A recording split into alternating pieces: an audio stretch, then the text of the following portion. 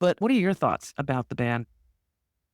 Well, I don't want it because I have reached so many young people. I feel like, you know, I feel like there's ways to make it better, just like there's everything. Instagram, same thing. I feel like it's all in the algorithm. Yes. You know what I mean? So for me on my Instagram, I watch a lot of positive things. So that's my algorithm. The more crap you watch, the more crap's going to be on there.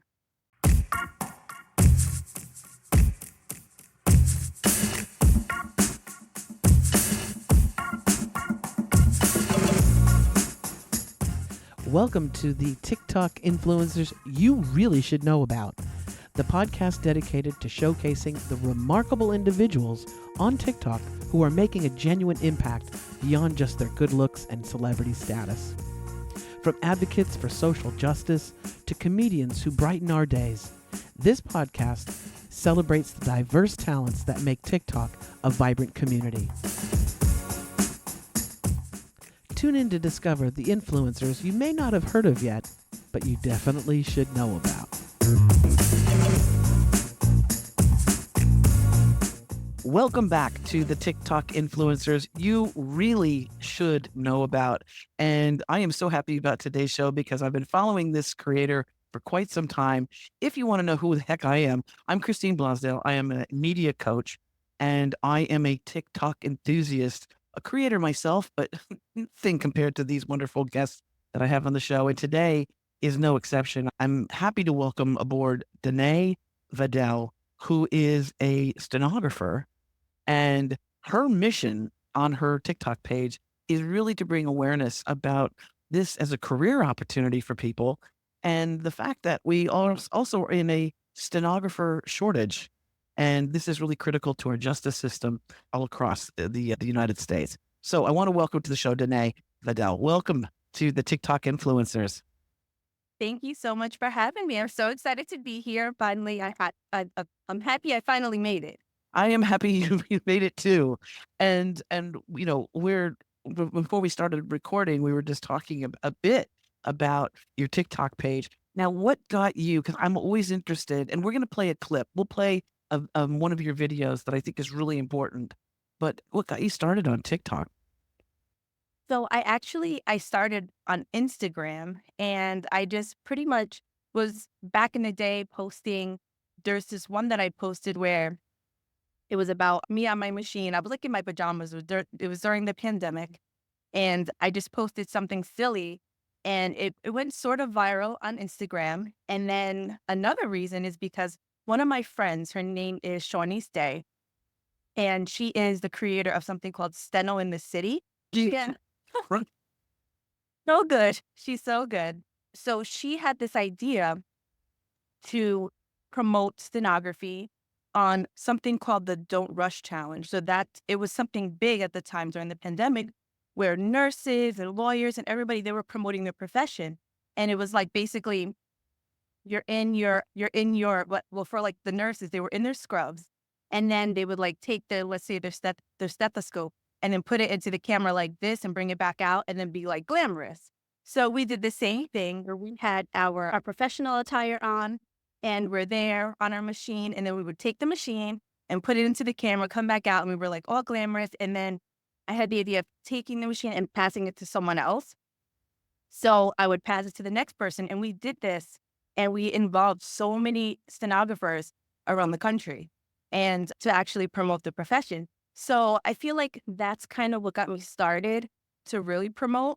And another reason is because I wanted to tell my steno story.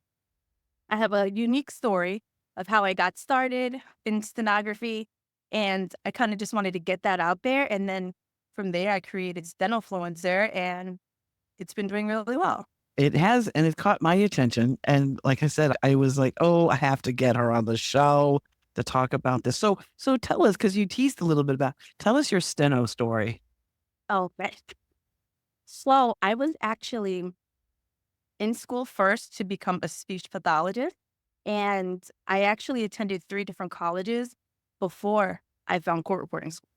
So, and how I found court reporting school, because I didn't know what a court reporter was when I was a student at Montclair State, and I met my boyfriend on MySpace. We actually met in college. We met in college, Ramapo College, and we didn't get together then because we were both in separate relationships. Then on MySpace, when we weren't in relationships anymore, he hit me up and was like, As they you do. know, he messaged me on MySpace, and that's how we got together. And come to find out, his cousin was a court reporter, and he was a videographer for a court reporting agency. And I had no idea what a court reporter was. And when I was in school for speech pathology, I was like a sophomore, I think. So, and to get into speech pathology, you had to get your master's, which means I had a lot more schooling to go, basically. Yeah. So when they introduced me to stenography, they were like, why don't you go to an orientation at the court reporting school? At the time, I went to Stenotech in Fairfield. It's no longer there because there's such a shortage of even students. So many schools are closing down. It's so sad. So I went for an orientation and I fell in love with the steno machine. It's the most amazing. I have it here too. I'll show it to you if you want. But I fell in love with the steno machine and I transferred right away into court reporting school. In court reporting school, I actually got pregnant my first few months in court reporting. And that's something called the theory. And theory is where you learn the steno language, the shorthand, like you said it's like Morse code or something, right? Yeah. So you learn that language, and it's usually like 6 months, depending, 6 months to a year, but mainly 6 months. It's all self-paced, so it's really how fast you go personally. So I got pregnant my first in theory, and I got all the way up to 100 words per minute. So those are the different classes we take in court reporting school. It's basically legal terminology we learn, medical terminology, professional ethics, English grammar. We learn all of those academic classes. And then from there, we do speed classes. And that's writing on our machine. We call it writing, not typing on our machine. So we write on a machine and we start at like 60 words per minute to graduate theory, then 80, 100 words per minute, all the way up to 225 words per minute. When I got to 100 words per minute, I was about 9 months pregnant. I had my little steno baby. I left school. I took 6 months off to bond with him. Then I came back and I graduated, which was like, thank goodness. But, court reporting school used to have a 95% dropout rate. So just me coming Ooh, graduate, yeah, just me coming back to graduate was a huge deal. And yeah, that's pretty much my little steno story. I love that. If there is like if you looked up in the encyclopedia, well, you don't have encyclopedias anymore. You have Wikipedia. But yeah, okay. If you looked up Google in stenography, your picture should be there. You should be the poster child, right? Because I mean, and like you were talking about the dropout rate. What do you attribute to that? Is it just because it could seem really hard or it is hard for people? Because yeah, I looked at because on your videos, on your TikTok videos, a lot of times you'll be in one screen and then you'll show the actual steno, and it looks like gobbledygook to me. I mean, it looks like some bad Sudoku puzzle, I don't know what the heck. I could never, infiltrate and figure out what a court case was about because I couldn't understand that. But is it because it's hard for people? Definitely. I'm going to talk about that in a second. But just like what you said, right? If somebody reads that, they wouldn't be able to understand it, right? It's so specific. And that's one reason why I don't even know if we're going to talk about this, but AI can't, AI is not secure enough to take over our jobs because of that reason right there, right? So those steno notes that we have, those are the things that we archive in the system, in the justice system. There's our steno notes. So it's not audio, it's not nothing like that. It's notes that from our machine and our fingers. So if somebody can't read that, and let's say someone's trying to hack the system, they're not going to be able to get that. They're not going to be able to get those transcripts. Only we can transcribe those. But yes, so it's hard. I'll go back to that later if you want, but it is very hard. But I feel like you have to really obviously want it. And I feel like I've never met a court reporter who hates their job. Like court reporters, stenographers, we love our jobs. Like we're in love with steno. So, yeah. Look, wait, hold on. I have a steno tattoo on my finger. I'm ridiculous. So that is really interesting. And then you had mentioned a bit about AI and the issue of AI possibly replacing stenographers, live human, incredible, beautiful, wonderful machines on their own. And that's a good lead into if it's okay to play one of your videos from your channel. Yeah? Okay, we're gonna do that right now. We're gonna play again, my guest is Denee Vadell. She is also you can find her on TikTok. Just go to @stenofluencer, and I will have a link in the show notes. So you don't have to worry about that. You can just look at the show notes, click on that, and follow her and comment on those videos because that always helps the algorithm. And I encourage you to do that. So let me pull this up. So I get this question a lot. So let me just set the record straight about AI, artificial intelligence. Okay, so here's the deal. AI will never replace human court reporters. While advancements in technology are impressive, right? We court reporters bring essential skills and insights that AI simply cannot replicate. Our expertise in capturing the nuances of spoken languages and understanding courtroom dynamics ensure that the profession, stenography, will always remain vital. The human element in legal proceedings is vital, and we are committed to maintaining the integrity of the record. In fact, experts warn that relying solely on AI could lead to significant security and accuracy issues within the justice system. We're not dinosaurs. We're more like unicorns. Court reporters will certainly leverage technology to enhance our efficiency, but rest assured, we will not be replaced. Currently, there is a national shortage of stenographers, with more professionals retiring than graduating from court reporting programs.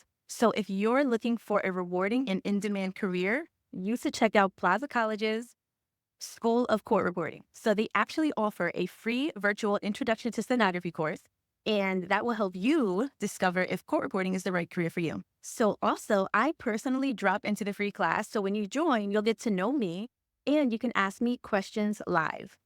Seating and availability is limited, so just comment steno below or DM me and I'll send you more information. Hey guys. Oh, I love that. You make stenography of like, well, I don't want to say sexy, but you make stenography kind of cool. Like, you know, Funny, that's not the first time I heard that. and people who are listening through the Apple Podcasts or Spotify, they don't get to see you with the eyes, the little eye movements that you do, but you make these really enjoyable videos that drive. I mean, you could be talking about, how, you could be talking about car parts. I don't. You just make these really great videos that bring you in. And so, have you? This is just you and your personality, right? You haven't trained to be a TikTok creator necessarily. No. No, it's just you. That's just you. Well, that's the beautiful thing about TikTok, isn't it? The and so what's okay, so what's your thoughts on this upcoming TikTok ban? What are your thoughts as somebody that's in the a working part of the justice system too, but what are your thoughts about the ban? Well, I don't want it because I have reached so many young people. I feel like, you know, I feel like there's ways to make it better, just like there's everything. Instagram, same thing. I feel like it's all in the algorithm. Yes. You know what I mean? So for me on my Instagram, I watch a lot of positive things. So that's my algorithm. The more crap you watch, the more crap's going to be on there. Yeah. I feel like there has to be a way. I wish there was a way where like parents for children can kind of create the algorithm for kids for, so that things don't reach them from wherever things come from. You know, I think that would be great. But to ban it altogether, it's sad because I was able to actually reach. So I used to promote for the Intro to Steno program. I forgot when I posted that one video on my TikTok. I pinned it, and it's like maybe 600,000 views, something Wow. like that. Yeah. Yeah, on TikTok. So there was something so simple.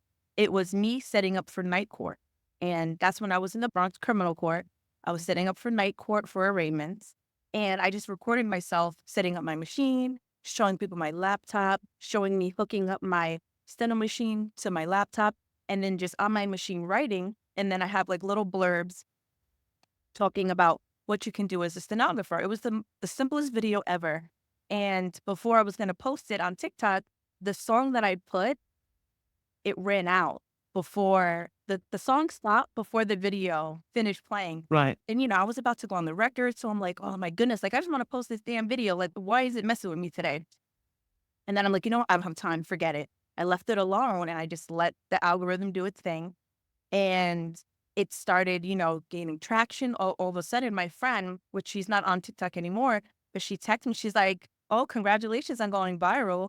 And I'm like, "What are you talking about?" And I check and I'm like, "Oh my goodness, so many people, young people, interested in stenography, saying." What? Night court is a real thing? What is this? This is a real job? Oh my goodness. Give me more information. So Oh, that's so good. that it was amazing. So because of that, I got, I think, like 200 plus people interested and enrolled into the free course to actually, yes, Wow. yes, it was like, if people, like, I don't think people understand. Career fairs are cool to go and promote and everything, but social media is where it's at. Yeah, absolutely. And, one of your videos talks about something about money minute. What is Minute that? money. Can you minute money, can you talk about that? Because I think, people who are already intrigued about maybe becoming a stenographer, this just kind of icing on the cake a little bit. Sure. So in court, you get a salary, but you also have the opportunity of getting a second stream of income, I would call it. Instead of minute money, it's a little more relatable. So what happens is when you get paid basically to show up to court and take down the proceeding. So whatever court part I'm assigned to, whether it's arraignments if I'm in criminal court, but now I'm in Supreme Court in New York County Civil Supreme. So now I do like matrimonials and personal injury, commercial cases, stuff like that. So whatever I'm assigned to that day, I go in and I'm on my machine and we're on the record, but not everything's always ordered. So the transcript that's provided, it's not always ordered. So what happens is when the attorneys or the judges, when they need a certain transcript from that day, we then go in, look for whatever date and transcript that they need. Then we have to go through. We don't just push a button and it prints. We go through it. We have to read it all over again. We have to proofread it, put in commas and periods because, attorneys, they speak over each other over 225 words per minute.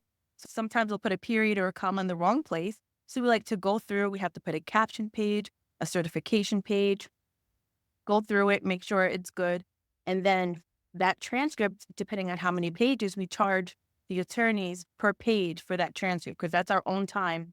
We're usually doing it You're at doing it at home home. Right, right. or on the train ride home, or if we have some time after work, because mainly we're in court all day. So that's why we get that second stream of income. And it's thousands of dollars that you make on top of your salary, which is really nice. Yeah. Well, for freelance reporters, those are reporters who they do depositions, let's say. Now, for them, they work strictly off of page rates. They get an appearance fee for showing up for the job just in case it cancels or busts. So they'll get that appearance fee. But now the attorneys usually always order the transcript for depositions for freelance. Right. So that's their income. But the cool thing with them is they get to schedule their jobs whenever they want. They can take a 2-hour job tomorrow and then be done for the rest of the day. For me, I show up 9 to 5, but I like that. That's Yeah. my personality. And I love coworkers because I love coming into my office. I have 2 coworkers on each side and we come in, we make coffee, we talk about our days, our kids, our families. And when I was actually, before I got into court, I was a broadcast captioner. So I did the captioning for like CNN, Right. MSNBC, be live on TV. And I actually did that from home 100%.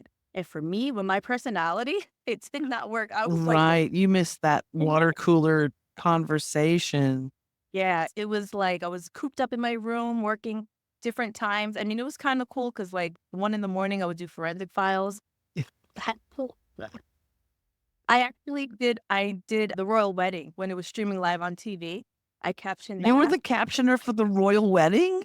But it was on one of the television, like, it was on, like, CNN I was scheduled Right. for, like that. Yeah, it wasn't like Yeah. So there was different captioners for different TV. I didn't realize they have real human beings doing that. Yes, for like CNN, MSNBC, when it was QVC. I don't know if they still had that, but this was back in 2017 to 2018. Wow. Yeah. And that's for hearing impaired so that they can Yep. wow. Oh my Yep. gosh, you just blew my mind. Oh my gosh. Okay, so I learned so much today from today's episode. That's the TikTok influencers you really should know about. It is also educational as well as entertainment. So if people want to learn more about you, of course they can go to your TikTok channel. It's at Stenofluencer. We'll have the link in the show notes. So don't you worry about anything. You can just follow that and check it out. Maybe this is a possible career choice for you, right? And did you have also an introduction to the steno course that you get people? Is that available through your TikTok page? Yeah. So if you go to TikTok, I have a little link, a link tree. So if you go there, you'll see in the link tree, there's a bunch of links. There'll be a link for Plaza College's free virtual intro to steno course. And you can enroll there. It takes literally seconds. You just put your name, an email, and then Plaza College will reach out to you. A counselor will reach out to you personally and set you up for the intro to steno course for And free. this is online, or they don't have to be in New Jersey or New York or Oh, it's oh, over. there you go. Okay. Okay. Okay. Okay. All right. So if you're interested, if your interest has been piqued in stenography, please check out that link at Denee's wonderful TikTok page. Thank you again, Don, for joining me today and all the continued success to you. All right. Thank you so much. Thanks for having me. Thank you. And thank you, wonderful listeners and viewers of the show. If you'd like to find out more information about this program, you can go to the TikTokinfluencers.com. And if you want to know more about my media coaching business, you can go to ChristineBlosdale.com. All those links will be in the show notes, so don't you fret. But until next time, as I always say, keep scrawling. And as Denee would say, keep stenographing, stenoing, whatever that is. Yeah, writing. Right. Not typing, it's writing. Okay, keep doing that. All right. Take care now. Bye.